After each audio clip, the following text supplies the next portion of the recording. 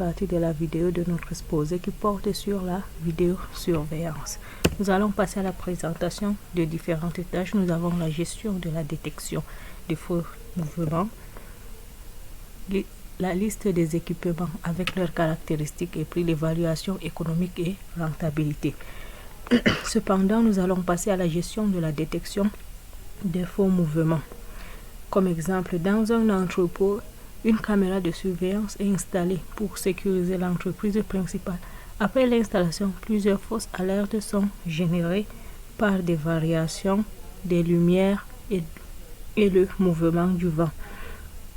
Cependant, les caméras peuvent être déclenchées inutilement par des éléments sans réel danger.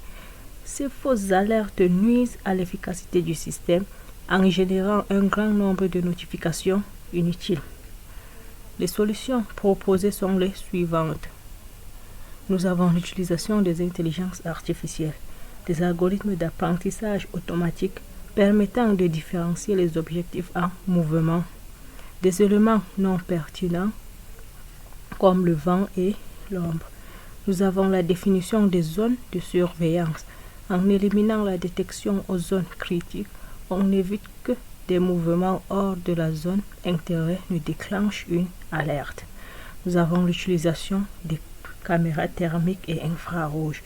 L'analyse de la chaleur corporelle permet d'identifier les humains avec plus de précision, réduisant ainsi les fausses alertes dues aux objets inanimés. Alors, passons à notre plan.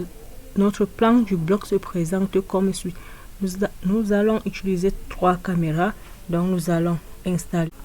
Pour cela, comme première caméra, nous avons la caméra de surveillance IP fixe infrarouge, qui a pour caractéristique une haute résolution avec vision nocturne infrarouge, spécification résolution de 1080 pixels, vision nocturne jusqu'à 30 mètres, détection intelligente des mouvements, résistance aux intempéries, IP67, rôle surveillance continue d'une zone fixe avec vision nocturne pour capter les mouvements suspects.